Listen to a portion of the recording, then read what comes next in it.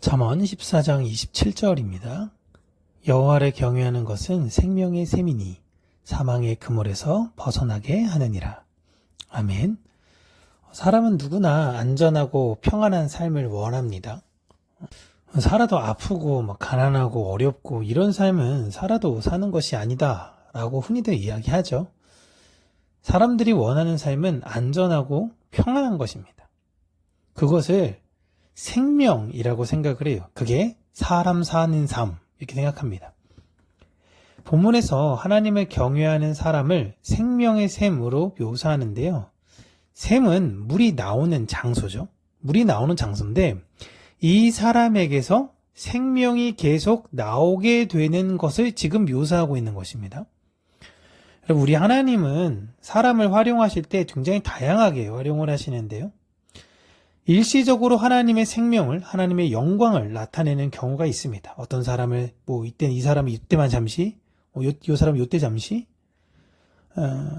그렇게 하나님께서 활용하시는 이유는 그 사람을 통해서 누군가의 생명을 위해 또 어떤 상황적 생명을 위해 하나님께서 무언가 가르치시려고 하는 것이 있으실 때에 일시적으로 허용하실 때가 있습니다.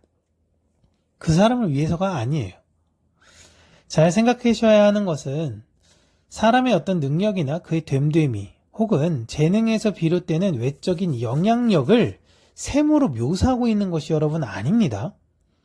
그러니까 어떤 능력 있는 사람, 탁월한 사람, 지혜로운 사람, 똑똑한 사람, 부유한 사람, 이 사람들로부터 나오는 그 영향력들이 마치 생명의 셈 이렇게 생각하는데 여러분 그게 아니에요.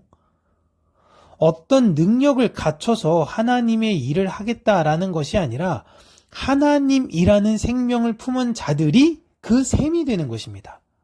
그러니까 땅이 능력이 있어서 내가 물을 끌어다 와가지고 나는 이 물을 갖다 바깥으로 내보낼 거야 라는 것이 아니라 물이 그 땅으로 나오는 거잖아요. 땅이 물을 선택하는 것이 아니라 물이 땅을 선택하는 것입니다. 그런데 어떤 땅에는요, 물이 계속 흐르다가도 일시적으로 마를 수 있어요. 그러나 어떤 땅에는 그 물이 계속적으로 나와서 영원히 마르지 않는 곳이 있습니다. 여기를 샘이라고 이야기하죠. 물론 샘도 마르기도 하고 우물도 마르기도 하지만 그 의미가 아니라, 그렇죠? 물이 땅을 선택했다라는 것을 말하는 것입니다. 우리가 하나님의 능력을 보이는 것이 중요한 게 아니라 하나님이 우리를 선택하셔서 그 생명이 나오게 된다라는 것을 아는 게 중요한 거예요.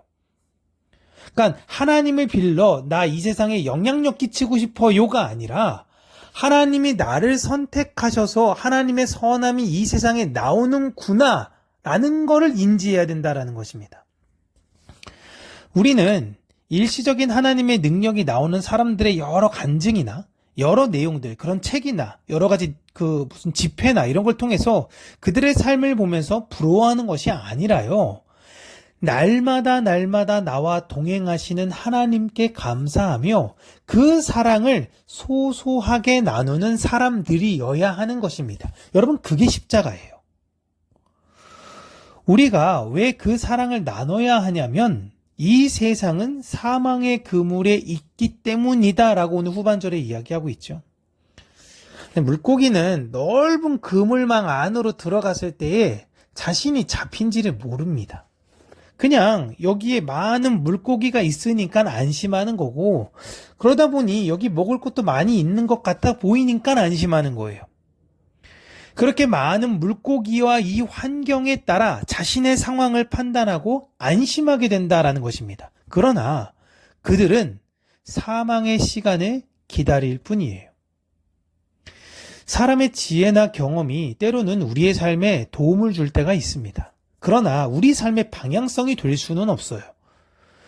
그때 급급하게 여러분 선택하면서 이번엔 이 지혜, 이번엔 이 경험, 이번엔 이 사람, 나중엔 저 사람, 이렇게 급급하게 선택하는 것이 여러분 세상 사람들의 방법이고 세상 사람들의 방향성 아닙니까? 그러나 하나님을 믿는 사람들의 방향성과 선택은 그렇지 않는 거예요.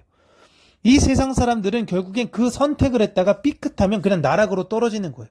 실제 많은 물고기들이 있는 곳이 안전한 곳도 많았을 거고 먹을 것이 풍부한 곳도 많았을 겁니다. 그래서 이번에도 그런 것이라 생각해서 갔는데 이건 웬걸? 거기가 그물인 거예요. 우리는 그런 그물 안에 있는 세상에서 진짜 생명과 자유가 무엇인지를 알려주는 사람들입니다. 세상에 똑똑한 사람들이 마치 생명의 샘 같아 보여요. 그런데 여러분, 거기에 진짜 평안이 있는가를 살펴보세요. 돈이 많은 사람이 평안하십니까? 넓은 집에 사는 사람들이 평안하나요? 자랑할 수는 있죠. 내가 이렇게 열심히 살아서 이렇게 이루었어요. 내가 이렇게 똑똑해서 이렇게 이루었어요. 그런데 진짜 그들의 삶이 평안하느냐라는 것입니다. 집이란 본질적으로 내가 쉼을 얻는 곳이죠. 그러니까 내가 쉴 수 있는 곳이 그곳이라면, 그리고 그 집이 있다면 그것으로 좋은 것이고, 돈은 내가 필요한 것을 살 수 있는 정도가 있다면 좋은 것이죠. 그 집과 돈이 내 안에 있는 하나님의 평안과 그 생명을 절대 대체할 수 없다라는 것을 하나님의 백성들은 알고 그것을 방향성 삼아 살아가는 사람들입니다. 세상의 그물에는 먹을 것도 있어 보이고 친구들도 많아 보이니 거기가 좋은 곳인 줄 알지만 그곳은 장차 다가올 사망이 기다리고 있는 곳이에요. 때로는 그들이 나에게 자랑할 겁니다. 야, 내가 가봤더니 괜찮아. 먹을 것도 많던데 너도 한번 가봐. 그러니 그들의 이야기를 듣다 보면 흔들릴 수 있죠. 아, 그런가? 그런가? 그런데 그들의 결국은 어떻게 되느냐? 결국 그물에 걸린 물고기가 된다라는 것입니다. 여러분, 이 세상을 살면서 진짜 평안을 얻고 싶으시다면요, 세상의 것에서 구할 수가 없어요. 세상엔 여러분 역사적으로 평안을 얻은 사람이 없습니다. 평안을 주신 하늘의 왕으로 이 땅에 오신 예수 그리스도에게 간구하셔야 되는 거예요. 그리고 그 하늘의 생명의 물이 땅인 여러분을 뚫고 나와 여러분을 마르지 않는 샘이 되게 하여 다른 이들에게 그 생명을 전하는 존재가 되어지시기를 바랍니다. 세상의 것을 부러워하지 마세요. 아, 안 부러워해야지 라는 것이 아니라 그냥 하늘을 바라보시고 평안을, 생명을 잃어버렸다라는 마음이 들 때 여러분 예수 그리스도 이름을 부르시는 우리 모두가 되시기를 바랍니다.